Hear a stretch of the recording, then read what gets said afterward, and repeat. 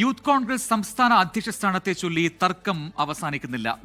ബിനു ചുള്ളിയലിനെ അംഗീകരിക്കാൻ കഴിയില്ലെന്ന നിലപാട് കടുപ്പിച്ചിരിക്കുകയാണ് I group. Abin വർക്കിക്കായി സമൂഹ മാധ്യമങ്ങളിൽ ക്യാമ്പയിൻ ശക്തമാക്കി. സംസ്ഥാന അധ്യക്ഷ സ്ഥാനത്തേക്ക് ബിനു ചുള്ളിയിൽ, OJ ജനീഷ് എന്നിവരിലേക്ക് ചർച്ച ചുരുങ്ങിയതോടെയാണ് ഐ ഗ്രൂപ്പ് നിലപാട് കടുപ്പിച്ചത്.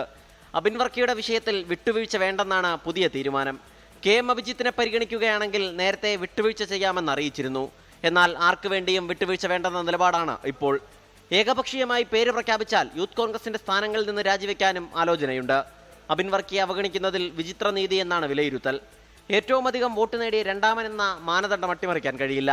ബിനു ചുള്ളിയലിന് പ്രായപരിധി കഴിഞ്ഞെന്നും ഐ ഗ്രൂപ്പ് ആരോപിക്കുന്നു. അബിൻ വർക്കിക്കായി സമൂഹമാധ്യമങ്ങളിലും ഐ ഗ്രൂപ്പ് നേതാക്കൾ ക്യാമ്പയിൻ ശക്തമാക്കി.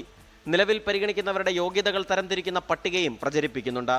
പ്രായം, വിദ്യാഭ്യാസ യോഗ്യത, 2 വർഷത്തിനിടയിൽ പാർട്ടിക്ക് വേണ്ടിയുള്ള കേസുകളുടെ എണ്ണം, സംഘടനാ തെരഞ്ഞെടുപ്പിൽ ലഭിച്ച വോട്ടുകളുടെ എണ്ണം എന്നിവ ഉൾപ്പെടുത്തിയ പട്ടികയാണ് പ്രചരിപ്പിക്കുന്നത്. അധ്യക്ഷ പ്രഖ്യാപനം ഇനിയും വൈകുമെന്നാണ് സൂചന. രാഹുൽ ഗാന്ധി വിദേശ പര്യടനം പൂർത്തിയാക്കി മടങ്ങിയെത്തിയതിനു ശേഷമാകും അധ്യക്ഷ പ്രഖ്യാപനം.